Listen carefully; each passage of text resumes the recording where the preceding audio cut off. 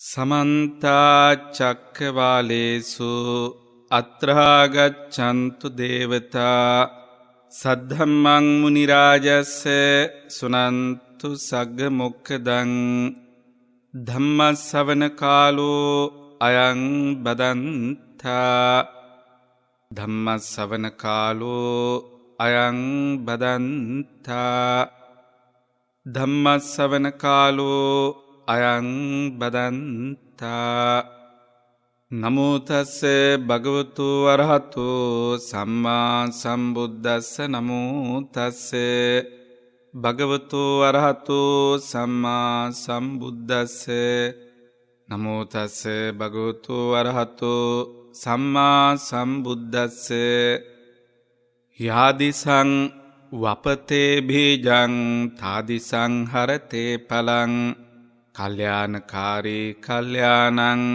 පාපකාරීච්ච පාපකං තී.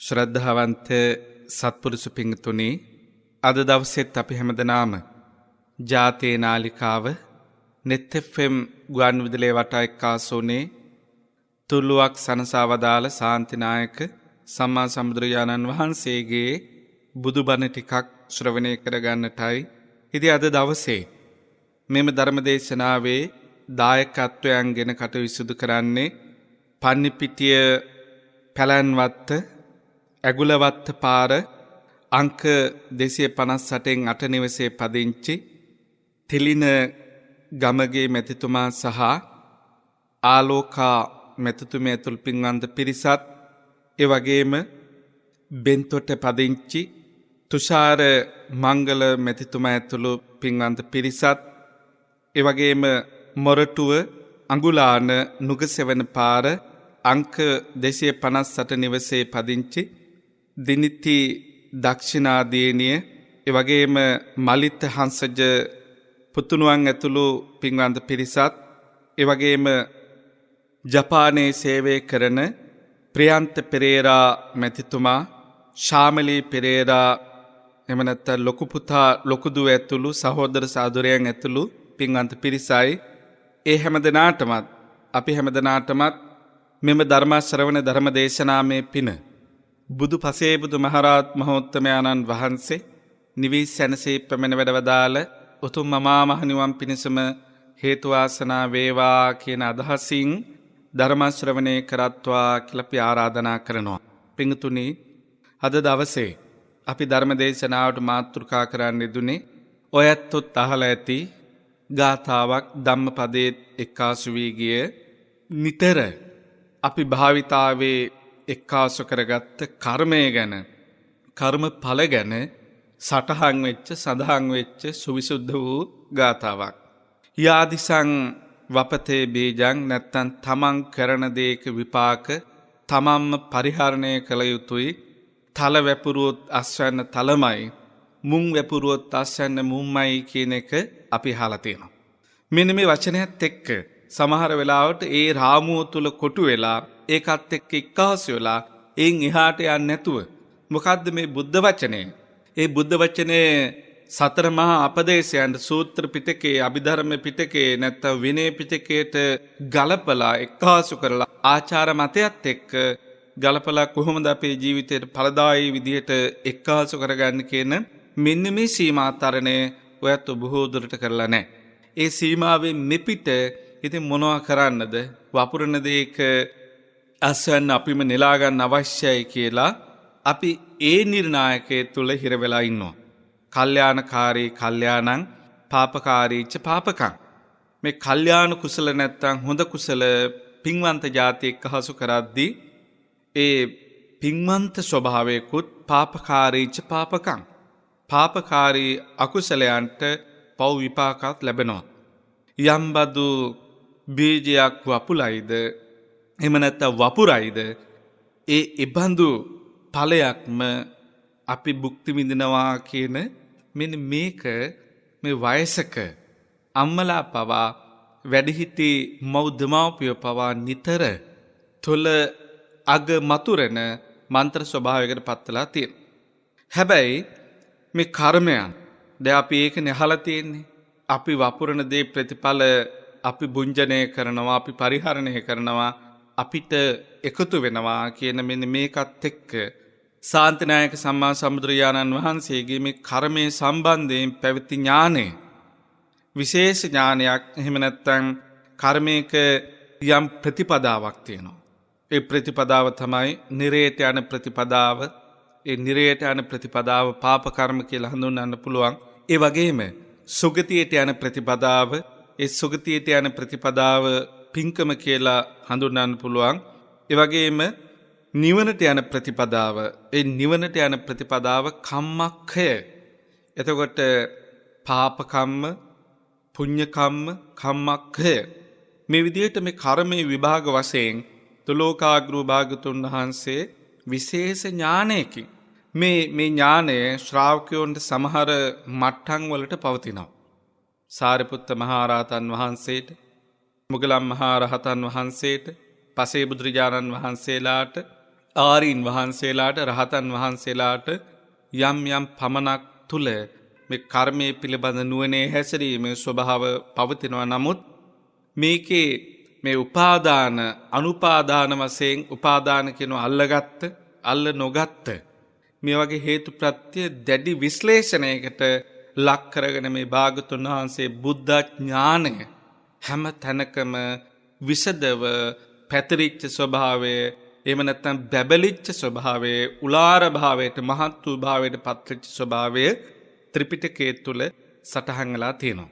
ඒ නිසා මේ වැඩිහිටි අම්මලා තාත්තලාගෙන්, දුවා දරුවන්ගෙන් අපි ආරාධනා කර ඉල්ලා සිටිනවා යම් ග්‍රහණයකට නතු කරගන්න.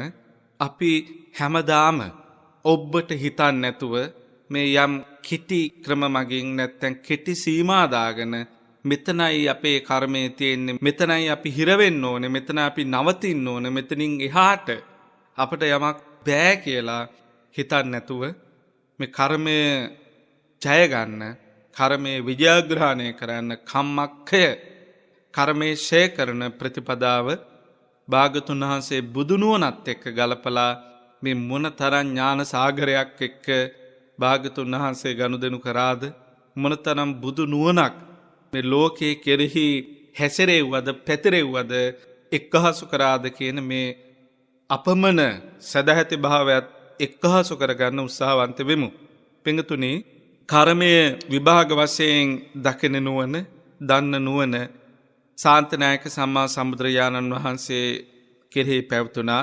මේක තථාගත බලයක් විදිහට එක්කාසුණා. ඒ වගේම නුවණක් විදිහට එක්කාසු කරද්දී සබ්බත් ගාමිනී පටිපදා ඥානය නැත්තම් සියලු එක්කාසුවීම් සම්බන්ධයෙන්, ප්‍රතිපත්ති සම්බන්ධයෙන් තුලෝකාග්‍රෝ භාගතුන් වහන්සේ පැතිරෙච්ච නුවණ. ඉතින් මේ නුවණින් සියලුම ප්‍රතිපදා යම්ම ප්‍රතිපදාවක් තියනවාද, ඒ සියලුම ප්‍රතිපදාව තුලෝකාග්‍රෝ භාගතුන් වහන්සේ වෙන වෙනම දැන කියාගත්. හිතන්න, ඔය පින්වන්ත පිරිස අහලා තියෙන්නේ පිරිස් වශයෙන්.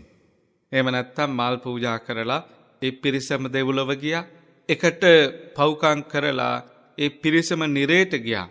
එකට පින්කම් කරලා ඒ අම්මා තාත්තා ඔක්කොම දෙව්ලොව ගියා. ඒ වගේම පරණ රහ නැත්නම් පරණ එක්කාසේම නකුල කියලා පුතෙක් හිටියා.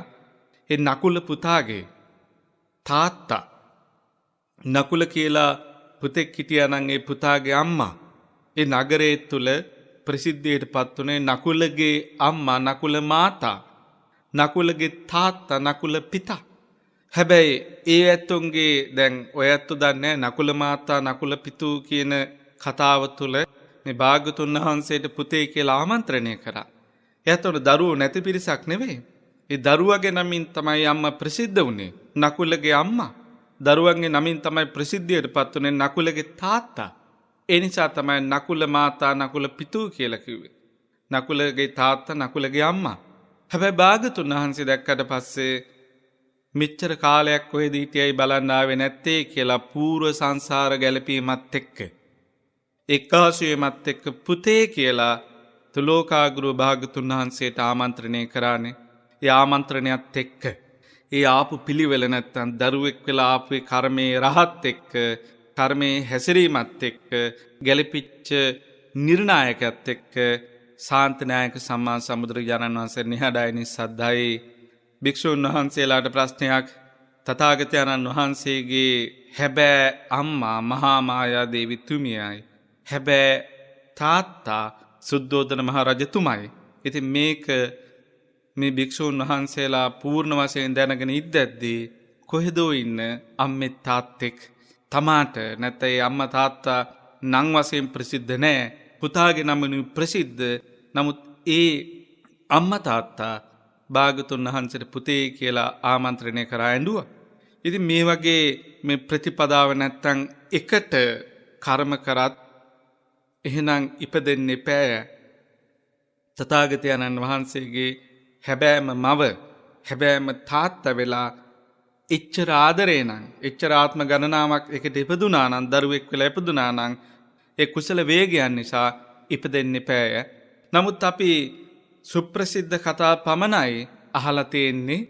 මෙහෙම එකට පින් කරලා එකට ඉපදුනා අපිටත් බුදු පිරිසක් වශයෙන් අපි මේ එකහස් වෙලා කරන පින්කම එකම සද්ධර්ම මණ්ඩපයකදී එකම බුදු පිරිසක් වශයෙන් එකම සූත්‍රයක් අහලා එකටම යාගන්න වේවා කියන ප්‍රාර්ථනාවක් තියෙනවා. හැබැයි ඒකේ වෙනස තුලෝකාගුරු භාගතුන් වහන්සේ මැනවින් දැනගත්තා. හිතන්න ගම්මානයක 10 දෙනෙක් 15 දෙනෙක් එක්කාස් වෙලා සතෙක් ඝාතනය කරනවා. ඌරෙක්ම කියලා හිතන්න. ඉතින් ඒ 10 දෙනෙක් රැස් වෙලා ඌරෙක් ඝාතනය කරද්දී ඒ හැම දෙනාගේම චේතනා එකම විදිහේ පවතින්නේ නැහැ. හැම දෙනා එක්කෙනෙක් සමහර වෙලාවට මේ සතාට පුදුම වෛරයකින් මං අහපු තැනැත්තෙක් හිටියා. එයා ගොවිතැන් කරන්නේ. එච්චර හොඳ කෙනෙක් නෙවෙයි. ඒ ගොවිතැන් කරන තැනැත්තා මේ පැල වගේක් හිටවලා තිබ්බ. පැල 4500කින් සැලකිය යුතු ප්‍රමාණයක් මේ ඌරු කාලා. ඒකේ වෛරයට මේ මිනිස්සයා හොයා ඒ ඌරන්ව ඝාතනය කරලා ඉතින් අර තමන් ගොවි මහත්තයෙක් විදිහට නෙවෙයි හැසිරුනේ, ධර්මකාමී මිනිසෙක් විදිහට නෙවෙයි හැසිරුනේ. ඒ තැනැත්තා ඌරගේ මේ කටළු උයලා ආහාරයට ගන්නේ හිරිකිතයි. හරි අශෝභනයි. නමුත් ඒ අර වෛරයත් එක්ක තරහත් එක්ක ඒ සතාව ඝාතනය කරලා අනිත් ප්‍රනීත මස් කොච්චර තිබ්බත් මතක් වෙන්නේ තමාගේ පැල රබර් පැල වගේක් තිබ්බ ඒව කෑවයි කියලා. ඒ කෑවයි කියලා එදා ඉඳලා. ඉතින් මේ මිනිස්සයා ඒ ඌරගේ මුඛයේ තමයි වෙලා නැත්තම් කටම වෙලා ආහාරයට ගන්න ගතියක් තියෙනවා. ඉතින් ඒ වගේ මේ මිනිස්සුන්ගේ චින්තන බුදු කෙනෙක් හැරෙන්න ආසය අනුසය වශයෙන් බෙදි යන පිළිවෙල අපි හැමෝටම හිතා ගන්න බෑ. ඉතින් මේ රැස් කිරීම විවිධයි. සමහර කෙනෙක් ඉන්න පුළුවන් මේ තරහට තමාගේ ගොවිපළට ආවා, තමාගේ භවභෝග විනාශ කරා, මෙහෙමයි කියලා තරහට ඒ සතාව මරන්න උත්සාහවන්ත වෙනවා. ඒ වගේම තව කෙනෙක් කැමැත්තෙන්ම මේ සතාගේ මස් ප්‍රණීතයි, ස්වභාවිකයි, ඒ ස්වභාවික මස් රසයක් අපිත් ආහාරයට ගන්න අවශ්‍යයි කියලා ගේද භාවයට පත්ලා රස ගිජු වෙලා රසයත් එක්ක ගැලපෙලා ඒ සතාව රහට මරන්න පුළුවන්. සමහර කෙනෙක් මේ මමට නම් අවශ්‍ය නැහැ, නමුත් මගේ දරුවෝ කැමති, බිරිඳ කැමති, නැත්නම් අහවල් කෙනා කැමති, යාව සතුටු කරන්න, එයාටත් මේකෙන් මස් ටිකක් ගිහින් දෙන්න ඕන කියලා එහෙම කැමැත්තකින් මරන්න පුළුවන්. එහෙමත් නැත්නම් මේ නිකන් ඉද්දැද්දි අඬ ගහද්දී පිරිසක් වශයෙන් ඉතින් මේ මට කන්න ඕනෙත් නැහැ, මේ මරන්න අවශ්‍යත් නැහැ, නමුත් මේ සතා දරුණුයි, ඒ දරුණු භාවයේ මෙල්ල කරන්න මම වගේ ජව සම්පන්න කෙනෙක් හිටියොත් පමණයි හැකියාව තියෙන්නේ. මෙන්න මේ නිසා මේ අපිට තනියෙන් බෑ, ඔයත් උදව්වට එන්න කියලා පෙළඹවීම නිසා, කෙනෙක්ගේ ආරාධනාව නිසා ඒ සතාව ඝාතනය කරන්න පුළුවන්. සමහර වෙලාවට කැමැත්තක් නැහැ, හිත උඩින් කියන අපි ඝාතනය කරමු මරමු කියලා, නමුත් හිත යට කැමැත්තක් නැතුව අකමැතිව ඒ සතාව ඝාතනය කරන්න පුළුවන්. එතකොට එකම සමාන සිතින් සමාන අදහසින් දැන් මේ කාරණාව එතකොට තේරුම් ගන්න ජීවන ගමනේ සමහර වෙලාවට අපි පරලොව එකට ජීවත් වෙමු කියලා මේ ජීවිතේ එකට වහබනෝ. එහෙම නැත්නම් එකට කෝච්චියට පයින්නෝ. එකට මේ මුහුදට පයින්නෝ. මේ එකට පැන්නාය කියලා එකට ඉපදෙන්නේ නැහැ. එකට ඉපදෙන්න නම් ඒ සමාන චින්තන තියෙන්න ඕන. ස්වාමියා බිරිඳ ලබන භවයේ එකට ඉපදෙන්න මේ ප්‍රාර්ථනා කරපු පමණින් අම්මා දරුවෝ ප්‍රාර්ථනා කරපු පමණින් ලබන ආත්මෙත් මගේම පුතු වේවා නැත්නම් ලබන ආත්මෙත් මගේම තාත්තා වේවා සසර පුරාවට මගේම දුව වේවා මේ විදිහට ආරාධනා කරාට ප්‍රාර්ථනා කරාට ඒ ප්‍රාර්ථනාවන් එක්ක යන්න පුළුවන් දුරක් තියෙන ප්‍රාර්ථනාව ඇතත් නැතත් ඒට සමාන කුසල වේගයන් අපි නිර්මාණය කරගත්තොත් දැන් ලබනාත්මෙත් එකට ඉපදෙන්න අවශ්‍ය නම් සමාන අදහස් ඇතුවේ අනුරුද්ධ මහරහතන් වහන්සේ භාග්‍යවතුන් වහන්සේ විමසන මේ දෙවි දේවතාවෝ සමාන සංවාසික නැත්තම් සමාන කායික මනාප කායික වශයෙන් ඉපදෙලා ඔක්කොම මේ බිරිඳත් නිල් පාටයි ස්වාමියාත් නිල් පාටයි නිල් පාට වස්ත්‍ර දරාගෙන නිල් පාට අශ්ව කරත්තවල නිලට නිලේ බැබලි ඒ පිරිසාව. සමහර දෙවි කෙනෙක් කහ පාටයි කහ වස්ත්‍ර දරාගෙන කහ වාහනත් අරගෙන මෙහිම ආවයි. ඉතින් මේ සමාන භාවයත් එක්ක මනාප කායික භාවයත් එක්ක ඒ දෙව්ලොව ඉපදෙන්න අවශ්‍ය පින මොකද්ද? ඒ ජෝඩු වශයෙන් ඉපදෙන්න නැත්නම් ප්‍රාර්ථනා වශයෙන් ඉපදෙන්න කරපු හේතු මොනවද? ඉතින් භාග්‍යවතුන් වහන්සේ ඒ හේතු ටික දේශනා කරා මේ සමාන සිතින් සමාන සීලය, සමාන දාන අධ්‍යාසය, සමාන කර්මඵල විශ්වාසය දැනුම හදාගෙන එක හා සමානව පින් කරෝතින් පමණයි ඒ පරලොව සමාන ගති ඇති වෙන්නේ. ඉතින් ඒවා සම්බන්ධයෙන් තුලෝකාග්‍රු භාග්‍යවතුන් වහන්සේ දැන කියාගත්ත ඒ ඌරව 10 දෙනෙක් එක්කාසලා ඝාතනය කරනනම් 10 දෙනාම එකට නිරේ යන්නේ නැහැ. ඒ 10 දෙනා එකට නිරේ යන්නේ නැහැ. ඉතින් මේ තැනත්තා නැත්තම් මේ පිරිස තිරිසන් ලෝකේ ඉපදේවි. මේ පිරිස නිරේ ඉපදේවි. මේ තිරිසන් ලෝකේ ඉපදෙන මේ පින්වන්ත පිරිස පා නැතිව ඉපදේවි. මේ පිරිස බොහෝ පාද ඇතිව ඉපදේවි. මේ පිරිස සිව්පා වෙලා ඉපදේවි. මේ පිරිස දෙපා ඇතිව ඉපදේවි. දැන් මේ එකම කර්මයක් සිද්ධ කරලා ඒ කර්මයන්ගේ හැඩ හැමෝම එක හා සමානව පරිහරණය කරන්නේ නැහැ. එතකොට ඔයත් ඔන්න තේරෙන්න පුළුවන් සමහර වෙලාවට එකවර මැරෙන පිරිස් ඉන්නවනේ. ඒ කියන්නේ එකකට එක්කෙනෙක් ගැලපෙන්නේ නැතුව. දැන් වතුරකට ගහගෙන යනවා. ඒ වතුරට ගහගෙන යද්දී ගවයෙකුත් ඉන්නවා, සර්පයෙකුත් ඉන්නවා, ඒ වගේම පක්ෂියෙකුත් ඉන්නවා. ඒ තුන්දෙනාම එකවර මැරෙනවා. ඉතින් අපි හිතන අපරාධය අර එක සතෙක්ව බේර ගන්න තිබෙ එකවර මැරුණා. හැබැයි ඒ එකවර මැරුණේ සමහර වෙලාවට කර්ම වෙනස් ඇති. ඒ කියන්නේ ඒ සතාගේ අකුසල වේගය ඔක්කොම එක කර්මයක් කරන්නේ නැත්තේ. ඒ කර්මයේ වේගයත් එක්ක එක්කෙනෙක් සර්පයෙක් වෙලා ඉපදුණා, එක්කෙනෙක් සිව්පා සතෙක් වෙලා ඉපදුණා, එක්කෙනෙක් පක්ෂියෙක් වෙලා ඉපදුණා. ඉතින් හැඩතල තුනක් එක විට එක තැන මැරුණා දැක්කාට ඒකම කර්මය වෙන්න පුළුවන්. නමුත් අපි හිතන්නේ මේ ඔක්කොම එක්ක වෙලා කරා නම් ඔක්කොම එකම જાතියෙන් ඉපදලා එකම જાතියේ එකම විදිහට මැරෙයි කියලා. එහෙම ක්‍රමයක් නෑ පිංගතුනි. ඉතින් මේ තැනත්තා പ്രേත විශේෂෙහි උපදිනවා. මේ තැනත්තා නිජ්ජාම තණ්හිකේ උප්පත්තිය සිදු කරගන්නවා. මේ තැනත්තා කුප්පිපාසික ස්ථානයේ නැත්තම් ඒ പ്രേත විශේෂෙහි උප්පත්තිය සිදු කරගන්නවා. මේ තැනත්තා පරදත්ත දූප ජීවී කියන මේ විශේෂ නිකායක පින් ගන්න පුළුවන් තත්වයක ඉන්න පිරිස් අතර උප්පත්තිලාභය සිදු කරගන්නවා කියලා මේ කර්මයන්ගේ ප්‍රතිසන්දය අදින්න සමර්ථ භාවය නැත්තම් කර්මයේ ප්‍රතිසන්දේ ඌර ඝාතනය කරපු කර්මය ඒ තැනත්තට ආවේනිකව ප්‍රතිබද්ධව පුජ්‍යල විශේෂත්වයක් එක්ක වෙනම ස්ථාන කරා අදින හැඩය අදින ස්වභාවය තුලෝකාග්‍රු භාග්‍යවතුන් වහන්සේ දකින්න සමර්ථයි. ඉතින් ඒකත් එක්ක මේ කර්මය ප්‍රතිසන්දියක් දෙන්න සමර්ථයි. ඒ කියන්නේ මේ ඌරව ඝාතනය කරපු වේවා මේ අකුසල වේගය ඒකෙන්ම ප්‍රතිසන්දියක් දෙන්න සමර්ථ ප්‍රමාණය නිරේක උපදින්න ප්‍රමාණය මහා අකුසල වේගයක් මේ තැනත්තට සිද්ධ වුණා. හැබැයි මේ තැනත්තට ඒ කර්මයේ ප්‍රතිසන්දියකට අදින්නේ නැහැ.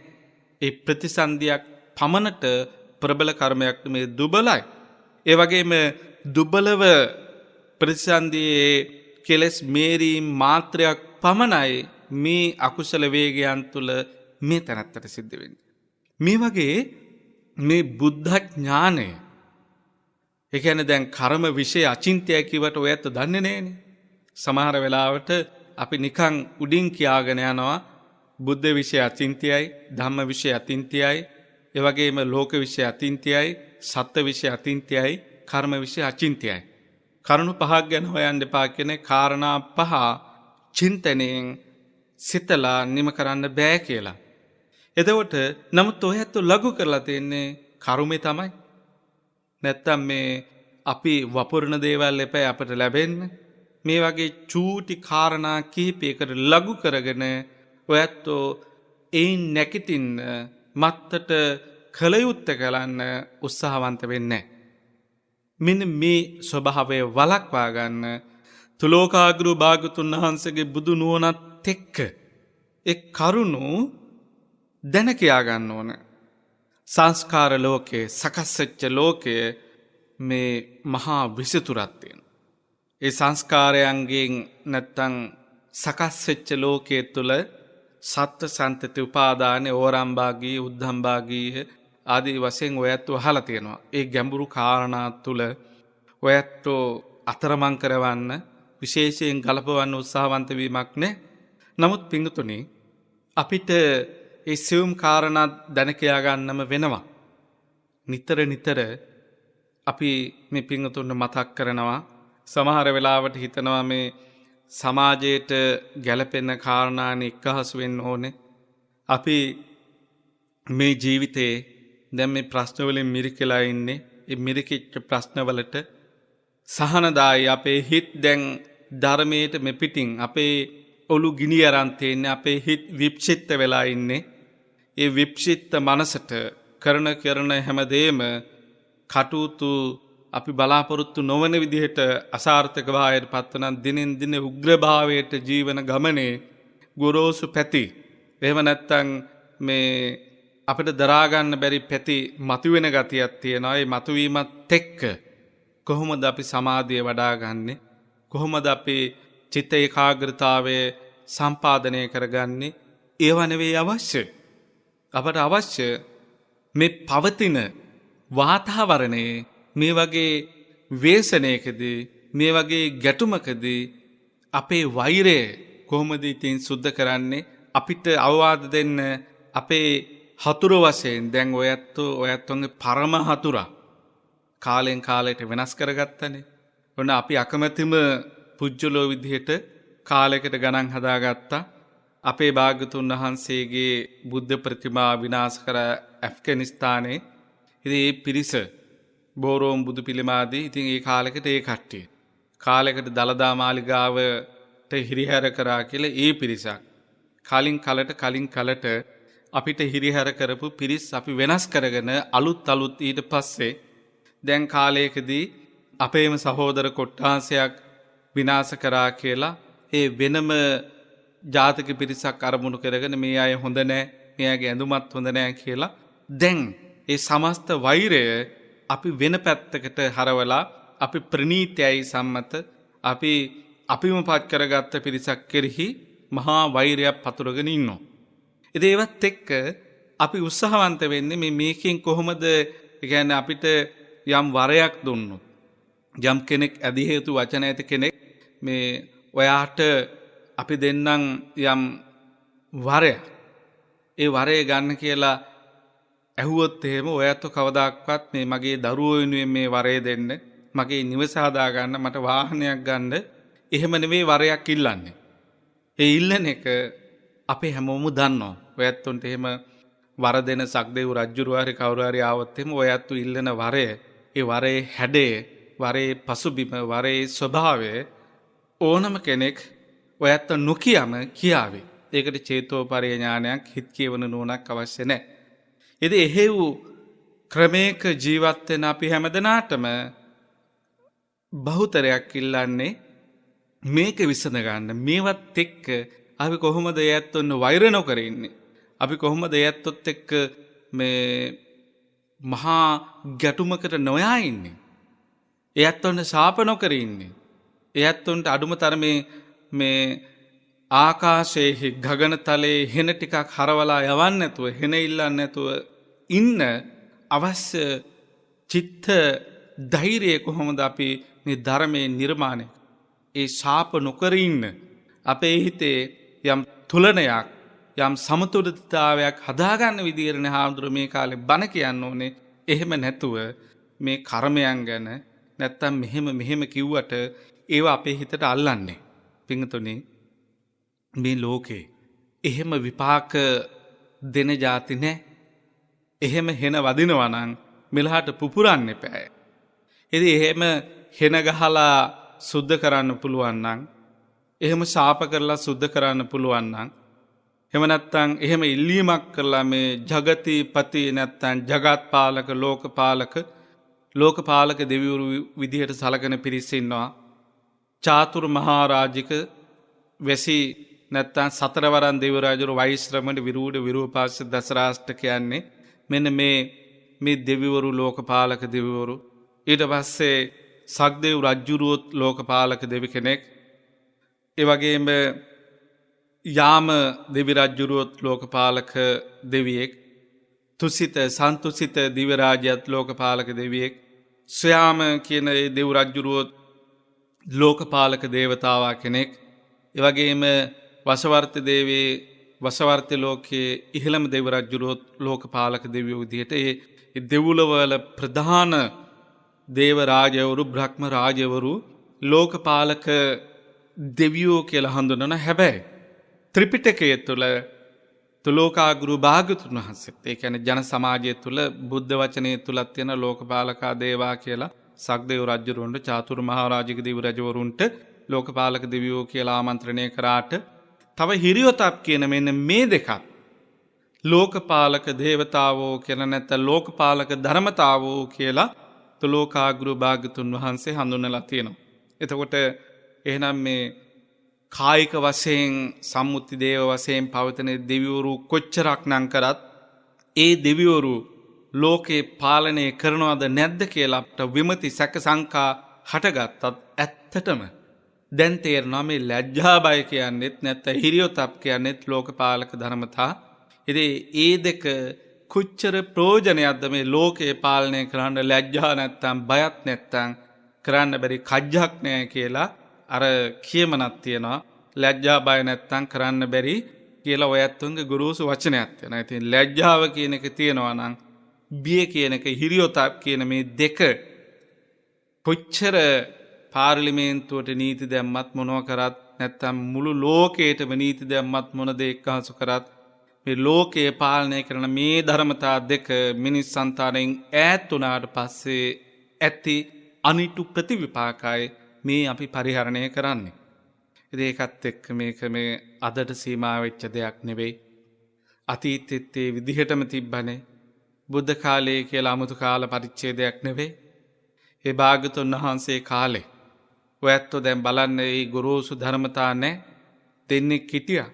ඒ දෙන්නගෙන් ඒ මත දෙකක් හසරෝන පිරිස සිටියේ. ඒ මත දෙකක හැසිරිච්ච නැත්තම් නිගණ්ඨව ආශ්‍රය කරපු ඒ ප්‍රභූවරයයි තුලෝකාග්‍රව භාගතුන් වහන්සේ ආශ්‍රය කරපු ප්‍රභූවරුයි දානෙ හදලා දාන පූජා කරපු අර අසූචි අතුරලා අසූචි උඩින් ලෑලි පූරු තියලා ආසන හදලා ඉතින් මේ නිගණ්ඨ පිරිසට දාන දුන්න විදිය අර අසූචියේ වක්කරවලා නැත්නම් අනිත් පැත්තට හරවලා වට්ටලා ඒ කරපු જાති. ඉතින් ඒවා චුට්ටක් ඔය වර්ෂ අවුරුදු 45ක් පුරාවට ත්‍රිපිටකගත කතා තුල ආපු උද්ඝෝෂණ මලමිනියක් සිරිමාවෝ කියන තැනැත්තිය සොහන තියාලා ඉදිමෙන් ඇරලා වෙන්දේසි මිනි වෙන්දේසි කරපු විදිහ. ඒ වගේම ඒ සමාජය තුල භාග්‍යතුන් වහන්සේට ගල් පෙරලලා තිරසංගත සතුන් හොඳට බේබදුකමෙන් මත් කරවලා එවපු විදිහ.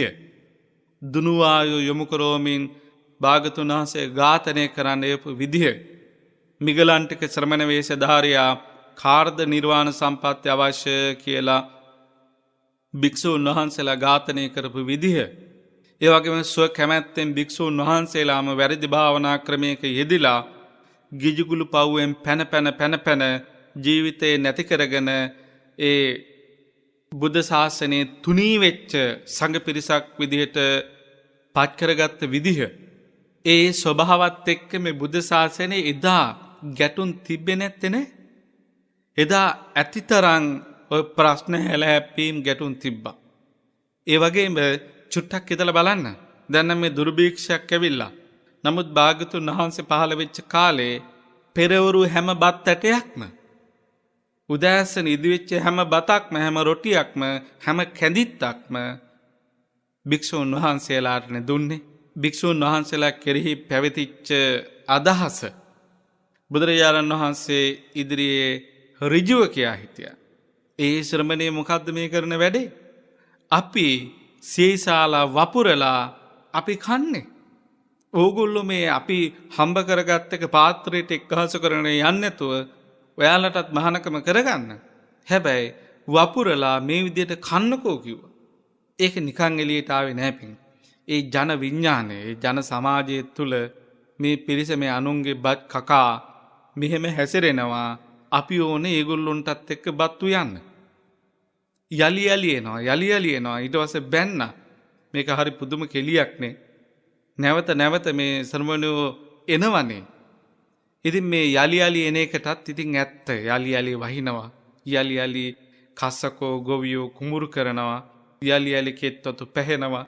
යලි අසනීප වෙනවා. යලි මැරෙනවා. යලි ඉපදෙනවා.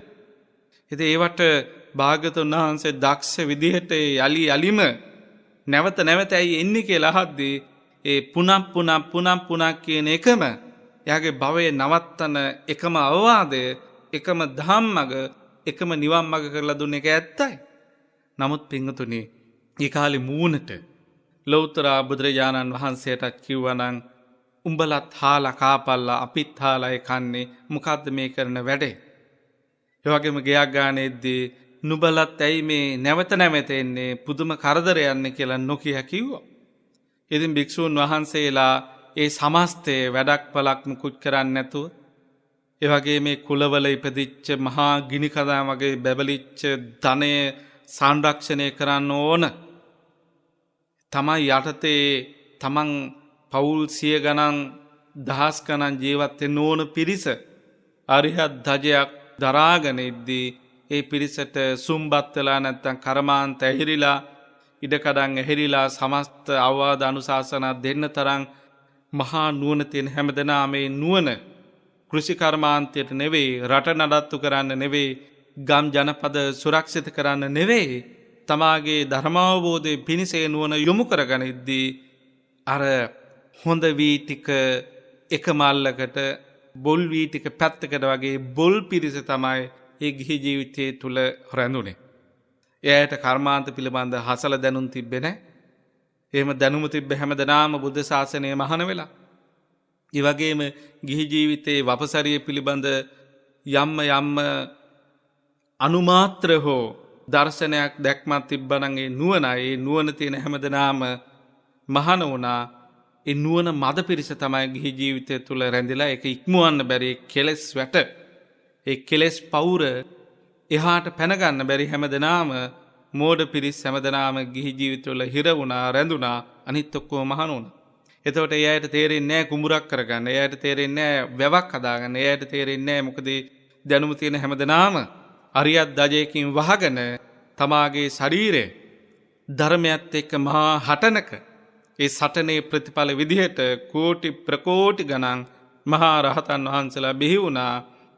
සෝවාන් ආදී මගඵල ලබාගත් උත්තමයෝ මේ අහස පුරාවට හැසිරි ජම්බුද්වීපේම මහා සංඝාවාසයක් භාවයට පත් කරගෙන හිටියේ. ඉතින් ඒවත් එක්ක අතීතයේ ගැටුම් තිබෙන්නේ නැත්තේ නේ. නමුත් ඒ ගැටුම් වැමෑරුවේ නේ. ඒ ගැටුම ඔයත් දකින දර්ශනින් නෙමෙයි දැක්කේ. මේකයි සසර හොඳ නැහැ කිව්වේ. මේවා මේ හෙන ගහලා සුද්ධ කරලා, වැහලා සුද්ධ කරලා, පොහොර දාලා සුද්ධ කරලා, ශාස්ත්‍රීය කරලා, සමෘද්ධිමත් කරලා අරගෙන හොඳට නටන්ට ඉන්න පුළුවන් රටක් නෙවෙයි. ඉන්න හිතන ලෝකයක් නෙවෙයි. එහෙම ලෝකයක් හිතුවට හම්බ වෙන්නේ. ඒ නිසා කලකිරෙන්න ඕන. ඒ නිසා අත්හරින්න ඕන. ඒ නිසා මේක එපා කිව්වා. අල්ලගන්න එපයි කිව්වා. කලකිරීමට සුදුසු. ඒ කියන්නේ ඉර පායද්දී ඉරේ රස්නය වැඩි වෙද්දී බුදුරජාණන් වහන්සේ ඒ සත්ත සූරෝගමන සූත්‍රය අපේ කන පාමුල ගෙනහැර දක්වද්දී එදා හිටපු මිනිස්සුන්ට ඇත්තටම මහපොළොවේ ඉරවල් හතක් පෑවුවේ නැතුණාට තමන්ගේ හදවතේ ඉර හතක් පායවුවා. මහණෙනි, දෙවන සූර්ය මණ්ඩලයක් මේ ලෝකයට මතුවෙනවා කියද්දී ඒ මිනිස්සුන්ට දෙවන සූර්ය මණ්ඩලයේ උණුහුම දැනුණා. එකක් බැහැලා යද්දී එක ඉරකින් අපි මෙච්චර පීඩා විඳිනවා නම් දෙවන මද්දාහනේ දාඩියේ වක්කර අපි තප්පණයට පත්වලා ගමන් කරන ගමනක් නම් එක ඉරකින් තියෙන්නේ. බුදුරජාණන් වහන්සේ අෂ්ටාංග සමූපේත බ්‍රහ්මසරයෙන් මහණෙනි, දෙවන සූර්ය මණ්ඩලය පායනවා කියලා කියද්දී ඇඟට රස්නේ දැනුන් නැති වුණාට හිතට ඒක රස්නේ දැනුණා. හිතට ත්‍රිමානව ඒ දෙවන සූර්ය මණ්ඩලයේ පෙරුණා. හිතට ඒ දෙවන සූර්ය මණ්ඩලයේ පෑවාට පස්සේ ගස්කොළන් වේලිච්ච ස්වභාවය, ඇලදොල හිඳි හිඳි යන ස්වභාවය හරියට චිත්‍රපටයකින් පෙන්වනවා වගේ පෙනුණා. ඒ ඇඟට නොදැනිච්ච ගොඩක් ಜಾති හිතට දැනෙද්දි නැවත ඒ දහම් පදයත් එක්ක හිත ගලප ඒකාත්මික වෙලා වාසය කරද්දී මහණෙනි, දෙවන සූර්ය මණ්ඩලයකුත් පහළ වෙනවා. මේ මහ පොළොවේ, මේ ලෝකේ ඒ දෙවන සූර්ය මණ්ඩලයත් එක්ක සියලු සමස්ත ගංගා ඇලදොල හිඳි හිඳි සුදු එළි නගිනවා. එතකොට පින්වතුනි, එච්චර ව්‍යසනයකට මේ ලෝකයේ නතු වෙද්දී, එච්චර ව්‍යසනයකින් මේ ලෝකේ හිර වෙද්දී, මේ ලෝකේ රත් වෙද්දී අර මිනිස්සුන්ගේ හිතට දැනිච්ච කලකිරීම දැනුම් දුන්නේ මහණෙනි. එහෙමනම් මේ උස, මේ පළල, මේ දිග වස්තු මේ විදිහට වේලි යනවනම්, මේ හරිත පැහැය මේ ලෝකෙන් අතුරුදහන් වෙනවනම්, ඒ අතුරුදහන් වී මේ බුද්ධ වචනයත් එක්ක ඒ මිනිස්සුන්ට කොච්චර දැනෙන්නේ නැද්ද? ඒ දැනීමත් එක්ක බුදු වචනය යොමු කරේම කලකිරෙන්න මහණෙනි. කිව්වේ නෑ අපි මැෂින් එකක් හදාගමු, වතුර ටිකක් ඇති වෙන්නකම් වතුර සංරක්ෂණය කරන, නැත්තම් ඔය ඔක්සිජනුයි ඒ අවශ්‍ය සංඝටක නිර්මාණය කළ ජලයේ හදන මැෂින් එකක් අපි හදමු මහණෙනි. අපි උත්සාහවන්ත වෙමු කියලා දැන් අපි උත්සාහවන්ත වෙන්නේ අර ලේනෙක් මුහුදේ වතුර හින්දනවා වගේ අපි මේ ව්‍යසන වලින් ගොඩ ගන්න. ඉතින් ඒවත් එක්ක එහෙම ලෝකයක් නැහැ. එහෙම ක්‍රමයකුත් නැහැ. ඒ ව්‍යසන වලට ඇඟපත් නොවුනාට ඉරහතක පෑවීමට ඉරහතක් පායපු ස්වභාවය ඒ මිනිස්සුන්ගේ හිතට ගැලපි ගියපු වෙලාවක ඒ මිනිස්සු පිච්චුන්නේ නැහැ. ඒ මිනිස්සු ධර්මාවබෝධය සිද්ධ කරගත්තා. ඒ නිසා මෙහෙව් ප්‍රශ්න නැත්තම් මෙහෙම ප්‍රශ්න බෞද්ධ අපට මහා ප්‍රශ්නයක් නෙවෙයි. අර ජනවහරේ කතාවකුත් තියෙනවා. ඒක අම්මා කෙනෙක්. ඉතින් මේවා මේ ජනවහරේ එක්කහස් වෙච්ච කතා. තුලෝකාග්‍රෝ භාගතුන් වහන්සේ බුද්ධ මන්දිරේ. ඉතින් මිනිස්සේ හඳුන් කූරු මිටියක් දෙකක් ගහලා දොරත් වහලා ගිහිල්ලා. ඉතින් මේ ඒ දායිකාව වයසක අම්මා කෙනෙක් දොර අරිද්දී බුද්ධ මන්දිරේ එකම එක දුම් ගුලියක් දැක්කා. ඉතින් අමාරුවෙන් තමයි බුදුහාමුදුරුවෝ හොයාගත්තේ අර දුම් ගොඩ ඇස්සේ. මේ මොන මිනිස්සෙක්ද මේ හඳුන් කූරු මිටි පිටින් ගහලා බුද්ධ මන්දිරය ඇතුලේ ගහලා දොරත් වහලා ගිහිල්ලා. අනේ අපේ ශාන්තනායක සම්මා සම්බුදුරජාණන් වහන්සේ කොහොම ඉවසන් හිටියද දන්නේ නැහැ මේ දුම් ගොඩේ කියලා. ඉතින් මේ පණ දීලානේ කතා කරේ මිනිස්සු. ඉතින් ඒ වෙලාවේ තථාගතයන්න් වහන්සේ උපාසිකාවට අවවාදයක් කරා. අවවාදය තමයි මේ වර්ෂ අවුරුදු 6ක දුෂ්කර ක්‍රියාවක යෙදිච්ච අපට මේ දුමක් නෙවෙයි. හැබැයි තථාගතයන්න් වහන්සේ දේශනා කරා කියලා මේ ඉවස ගන්න බැරි අපි නොකියපු જાති, අපි එක්හසු නොකරපු જાති ඔක්කොම જાති කියනවා.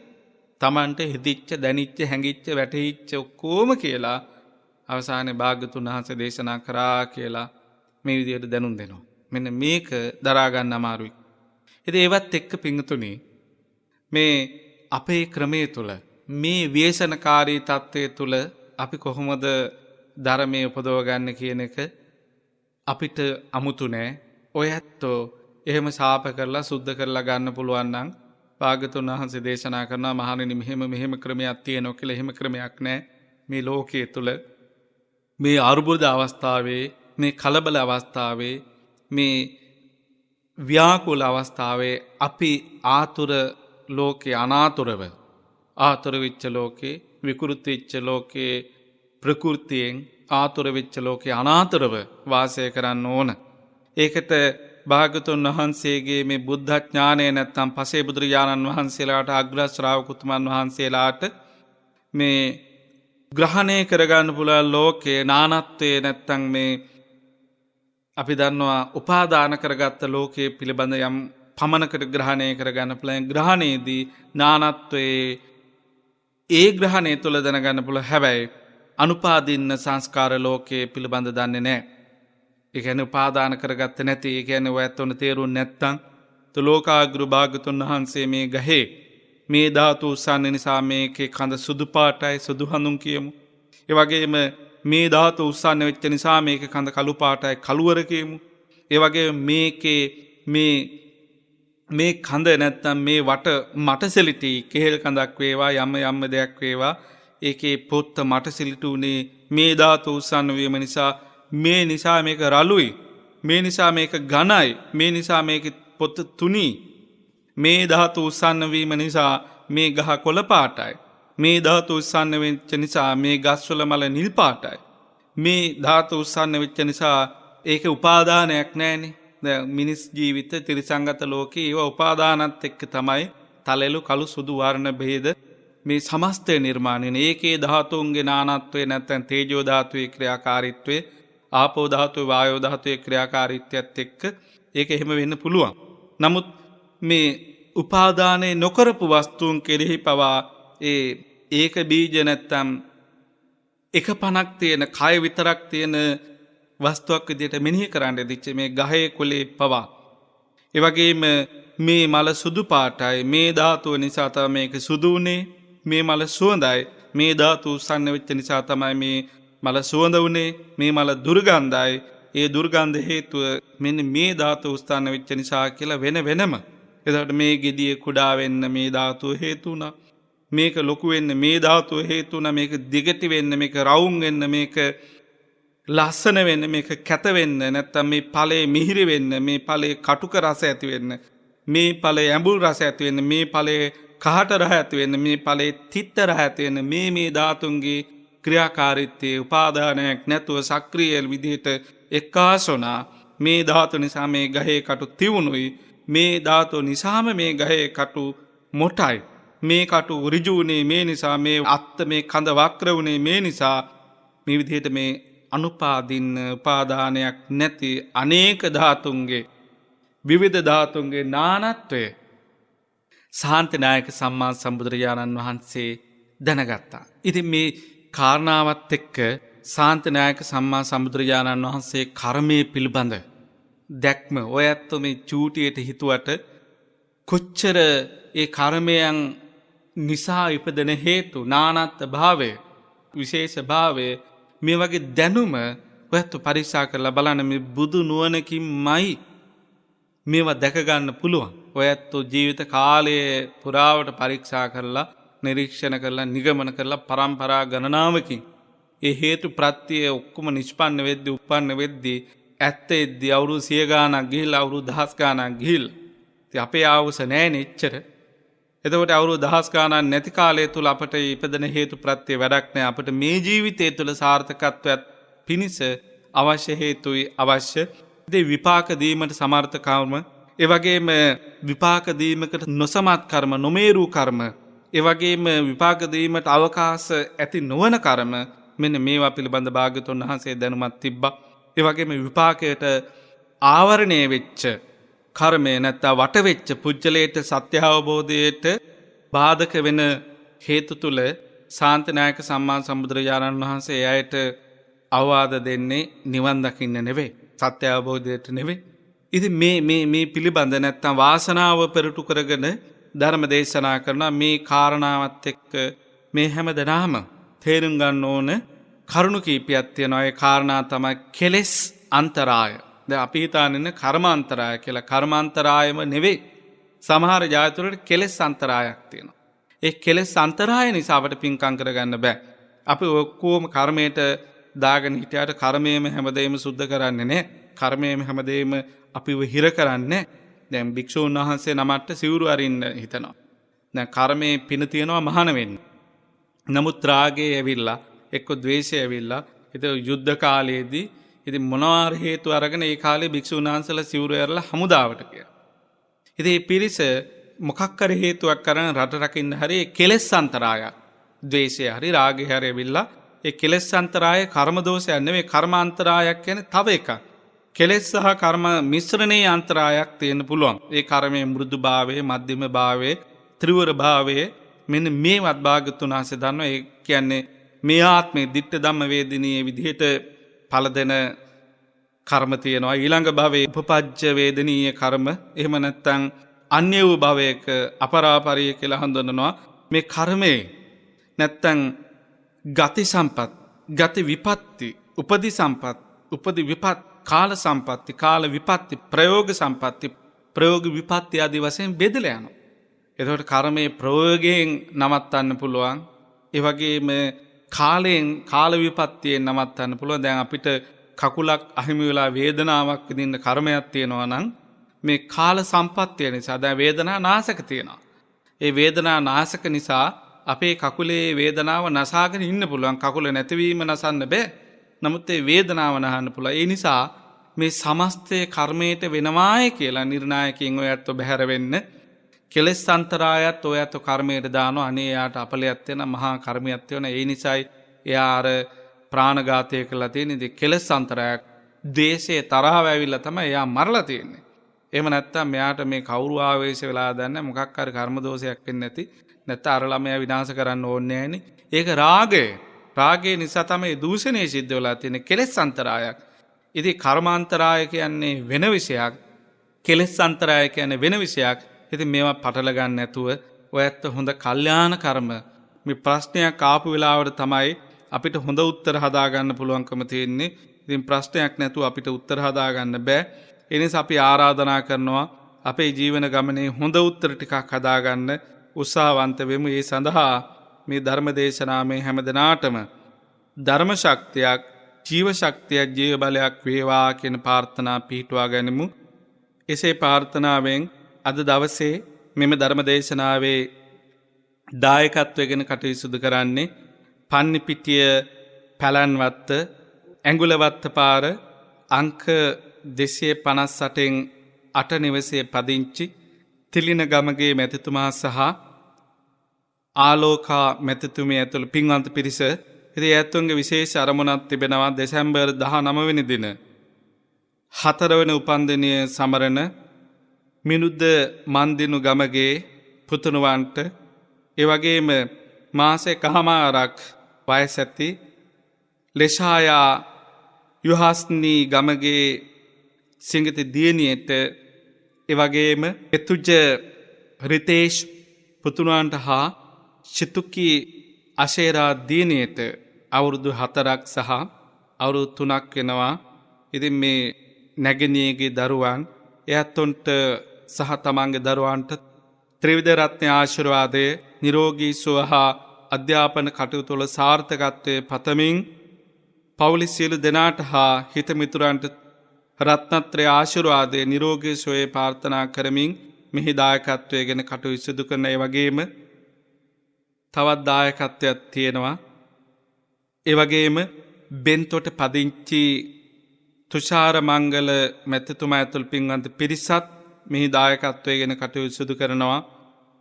එස්.ටී. ගුණවති මහත්මිය, බී.ටී.